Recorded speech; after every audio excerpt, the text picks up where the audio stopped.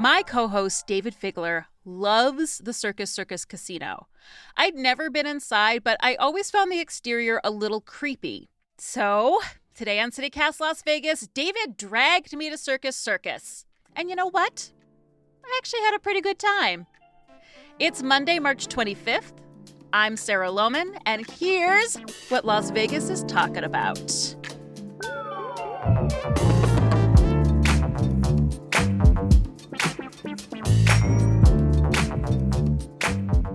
So we know Circus is one of the older properties on the Strip. Still standing, yes. Still standing, built by the same guy who did Caesars. Correct, Jay Sarno.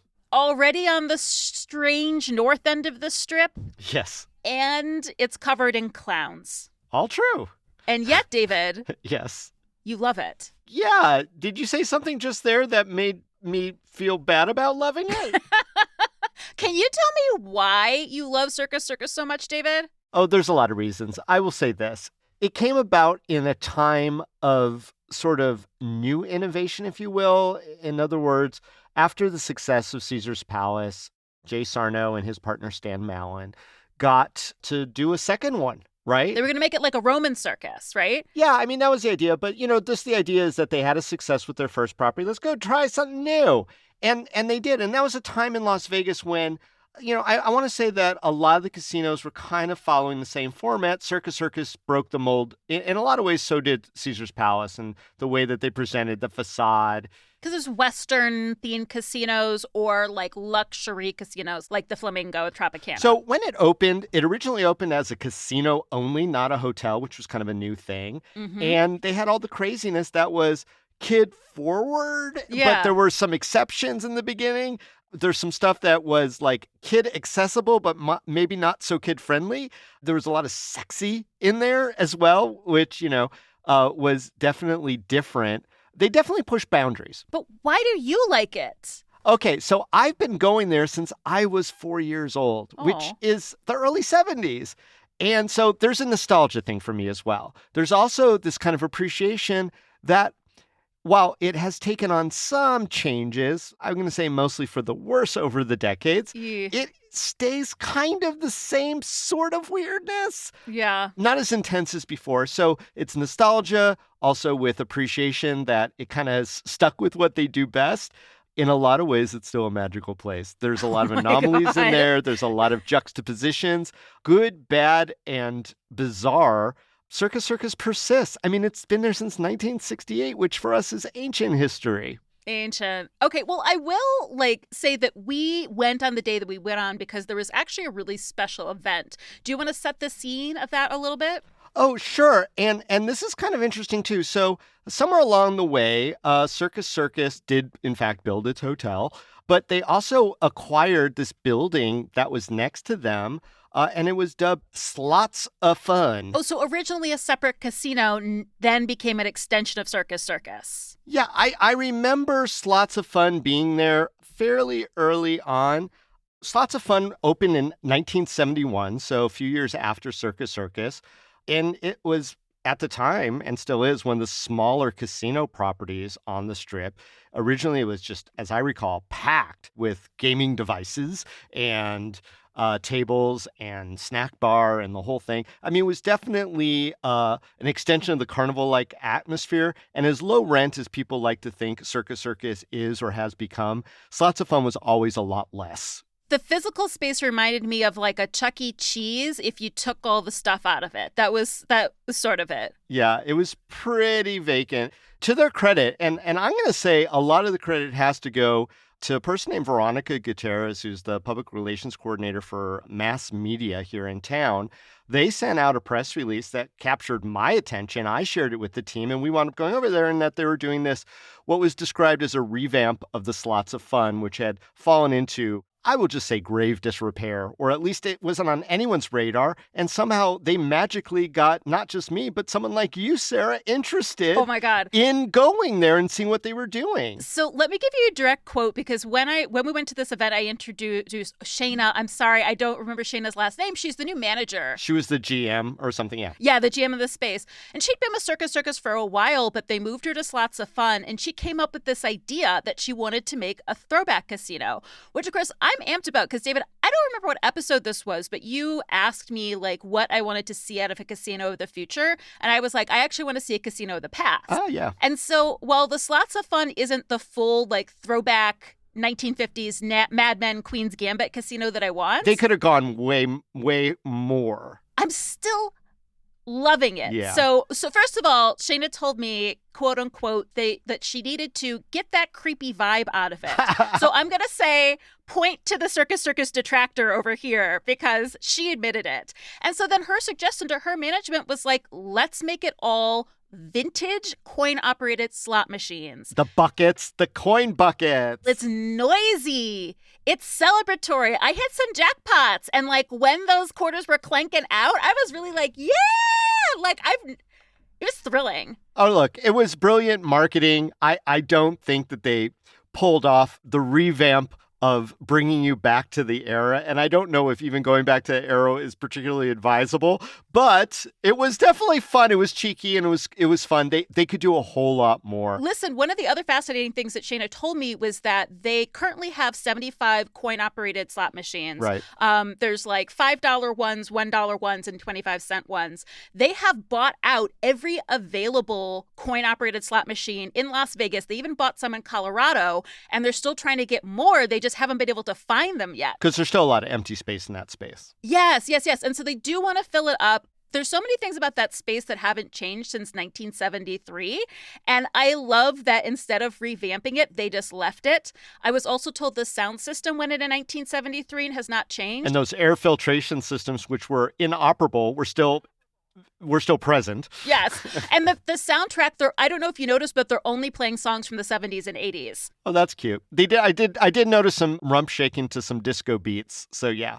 That was my own rump, by the way. So does it look like a casino inside? Yeah, I mean, it looks like a room with an incredible carpet. This carpet is the best carpet I have seen in Clark County, hands down. And it was clean. It was clean. Clean as it's going to get. I mean, that's the thing is like, slots of fun and cleanliness have never been said in the same sentence until now. It seemed fresh, It was though. definitely clean and fresh in there. It seemed fresh and Yeah. fun. And they had a sign up that said no cigar smoke, so another point for them. Yes. I am glad it exists, and I'm glad we were invited to that media event, and I'm glad that media event was the impetus for me getting to bring you to share what I like to call my circus. So that was the entry point. I frickin' love Slots of Fun. I'm definitely going to take every visitor I have because they're always asking me about real coin slots. Really? I am shocked. I mean, I loved it, David. This is what everybody asks me for. You don't have the frame of comparison. No.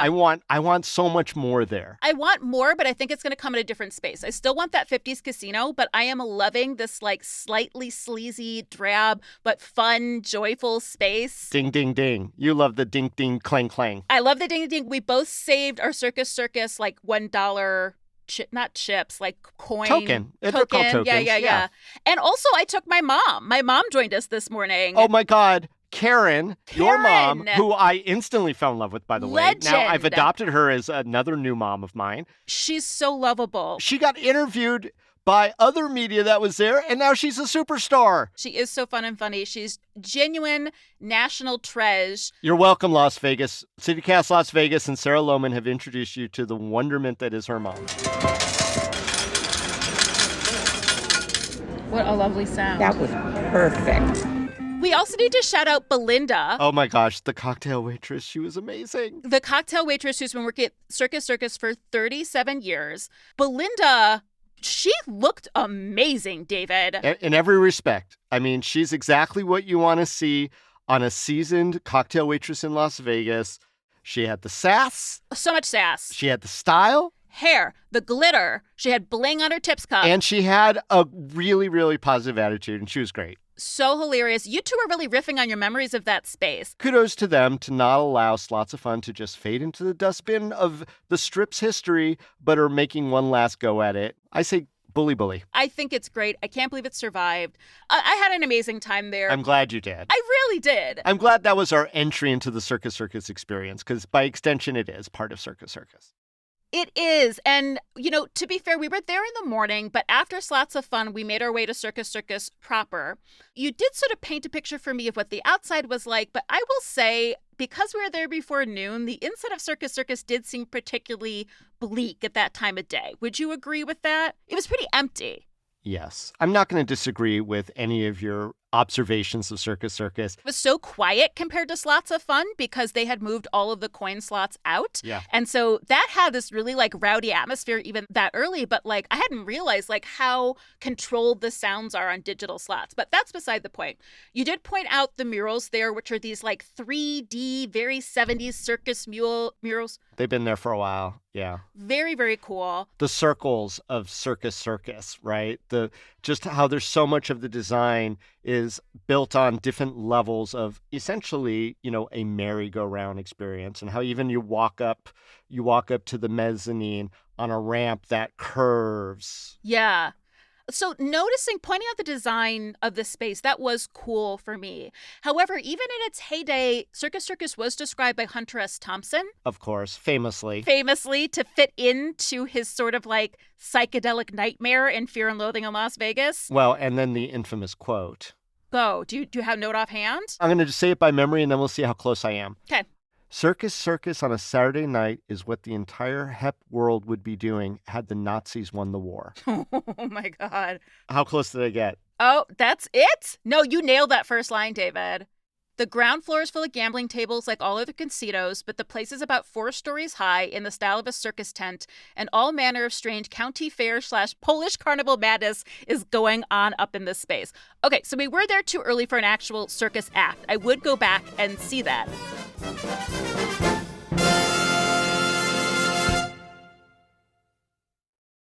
We actually spent most of our time in the county fair / Polish carnival part, which was also chill because it had just opened. Yeah, and I'm going to say this, Sarah, it was a mere shadow of what it was in its 70s heyday, of the kind of energy that was up there. Yeah, but still, we had fun, though. Did we not have fun on the mezzanine? We had a great time, you, me, and Karen. From skee ball to the little game where you squirt the water into the clown's mouth. Come on. These are games I never won at my county fair in Ohio, and we walked out with an armful of stuffies, so they know how to keep you coming back and spending your nonsense money. Yeah. But I think this area was really important to you because this is where you spent most of your wayward teenage years, David Figler. Yes, and single-digit years as well. Really? Tell me about a typical night on the Midway, which is what it's called, when David Figler was, let's say, 14 years old. Oh, my God. So, let's see. I lived about 2 blocks away from Circus Circus. So I had friends who actually worked on the mezzanine, and so we would just kind of hang out with them. You would see other middle school kids kind of walking around as well. It was probably a good mix of tourist kids and locals, especially in the early evenings or sometimes the late evenings. I will say that I did note this time around there were definitely curfew signs up, and I think those have been up for decades, but my time preceded the curfew times. They said no one under 18 unaccompanied by an adult. No Yeah. more wayward youths up there. But David, give us some tea. What is some of the crazy stuff? Were you up there flirting? Were you up there what? Oh, we tried. We were very unsuccessful with that. I mean, look at me now. Finally coming into my own. The player of Las Vegas. God, please. Anyway, no, we would just hang out and have fun, and we play games. Now, some of my friends set had a more larcenous streak. You showed me the naughty door to the naughty room. Yeah. So that's kind of a funny story, too, in that some of my friends would steal stuffed animals, and they would always get busted with greed when they would go for the big ones, like the ones that were taller than you, the best prize, and they would try to pull them off the wall or something. Anyway, circus used to have crackerjack security, so whenever they would get busted, and it would normally happen, I mean, they never followed the immediate principle, which is steal small where they're not looking and then trade up, because you could trade up the toys. At any rate, so they would be dragged down to the security office on the first floor, and by all accounts, they would have their, and this never happened to me. I mean, I'm not just saying that because I'm saying that, but it never happened to me. But by all accounts, they would have a Polaroid taken of them and it would be put on the wall, and they would be told that they have been banned for life from Circus Circus. Well, we'll put you up by the naughty door also on our Instagram. I mean, there were kids and there were families there, like especially in the Midway. Yeah, it's family friendly, and it's been very sanitized from the days when they used to have a game where if you threw a baseball at the target and you hit it, a sheet on a bed would roll down and there would be a half-naked woman underneath. Like, those games don't exist anymore. That was like at the beginning. Yeah. Also, there were like very adult things up there. There was, again, made famous probably in Fear and Loathing in Las Vegas, there was the Horse Around Bar. Oh, yeah, like it's like another merry-go-round bar that now is an ice cream place. Yeah, like it's a moving platform. It's an ice cream place now, but it used to be like... You can watch the circus up there. Yeah, and you could see a trapeze very well, and it used to be a liquor place, and I've gone there as an adult when it was still operating as a bar, and you'd just be, like boozing it up, watching the circus act, kids running around on the other side. I mean, it was a very adult kid equal space, if you will, on a certain level. But of course, that's not something that can happen in the 21st century. Well, we didn't even hit the Adventure Dome, which is attached to Circus and like is a kid space. Yeah, and Adventure Dome came online in the 90s. And it's a theme park. It is an actual theme park with roller coaster rides indoor and the whole thing. And it's a lot of fun. Look, in the early aughts, I used to spend a lot of time there because my dear friend Ginger Bruner, who's also been on the podcast, was going through I don't want to call it a phase to diminish it. She really wanted to be a clown at some point. And she was good at it, really good at it. She's a top-notch juggler and, of course, tuba player, and she's a Renaissance chick.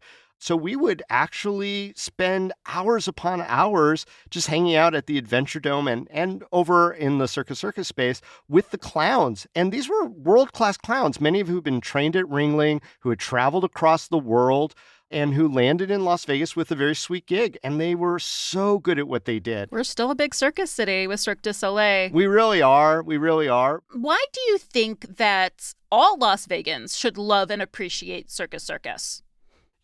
Beyond what we've already talked about, it's just, it is a touch of weirdness and edginess that maybe doesn't exist in corporate casinos anymore. And it does kind of have that sort of like, we're different vibe, right? Mm-hmm. I mean, upstairs is the crappy stuffed animals and the weird little games that we had fun playing, but aren't for everybody. And then you get weird little things like the steakhouse, which is considered in many circles to still be a very high-end steakhouse. It's gotten a lot of awards over the years, and it's still an experience. And even though I feel personally that the quality of the steakhouse doesn't necessarily live up to its hype and price point, it's still a great experience going in there, getting a martini the size of a baby and, aged meat and being served by guys in bow ties. And, it's Circus, man. It's universally one of the cheapest places on the Strip to stay at. I think that's still true. And it's just weird enough for people to enjoy. Did I convince you, Sarah? Are you going back to Circus? That's the big question. Oh. Uh-oh. Because we were there too early to catch a circus show, I would go back to the space on like a Saturday night, like as late as I can. I want to get some real weird. I want to like sit and drink and watch the circus act. I would absolutely do that. I am definitely going back to slots of fun, but I think that this place is special to you because of your connection. It's like a friend from high school that if you met him now, you'd be like, this guy's an asshole, but because you've known them for 40 years, like you're still friends with them. Do you know what I mean? Oh my God, that's a t-shirt. You should give that to the PR people. Circus. It's like an old friend who turned out to be an asshole, but you still want to hang out. You've got this long-term relationship. It's different. I think that's what it is for you. So no, I wasn't as enchanted, but I did enjoy my day with you and my mom. Yeah. And like, especially the walkthrough where I got to hear like your stories of what this meant to you when you were a kid. That was a really special experience. Oh, yeah. I mean, I got a million more. And, you mentioned it, Sarah, and I can't let it pass because of your connection with all things food and how daring you are. We walked by the Circus buffet. It wasn't in operation at the time we walked by. It wasn't. But just for science and research purposes, would you dare go to the Circus buffet? Only if you do it with me. I'm going to take that as a dare, and I'm going to maybe accept it, but I might have a little PTSD because the buffet was not always kind to me as a youth. That's the one part I don't have really fond recollection of, I'm going to be honest. I'm over buffets as a whole, despite the fact we did a lovely episode about it, because I never want to feel that full, and I always have diarrhea, no matter what. I've been to all of them at this point except Circus, and the end result is all the same. There you go. You got to be a completist here. You got to be a completist. Oy, oy, oy. Okay. Thank you, David. We'll see. All right. We'll catch you at the buffet. Maybe the steakhouse. Definitely for the circus acts. Definitely for the giant martini. Thank you, David. Absolutely. Thanks, Sarah.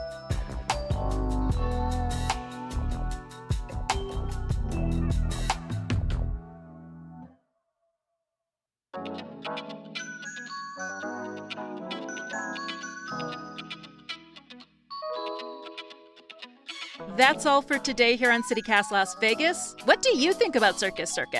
You can always let us know or share a fond memory or an awful memory at our email address and phone number, which will be in the show notes. If you enjoyed the show, rate us and leave us a review wherever you get your podcasts. We'll be back tomorrow morning with more news from around the city. Take care.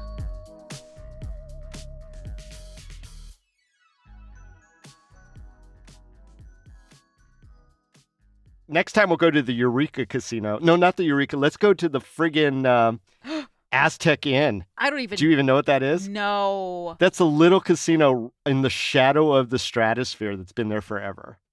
I had no idea. I mean, we can go out to the real oldest one in the area out by Boulder City. What is that, the Railroad Pass Casino? Oh, Railroad Pass is great. But yeah, Aztec Inn, it's kind of like, what if Slots of Fun had no charm and was even sketchier? Oh, my God. No offense to the Aztec Inn. I'm sure it's really lovely for the people who patronize it.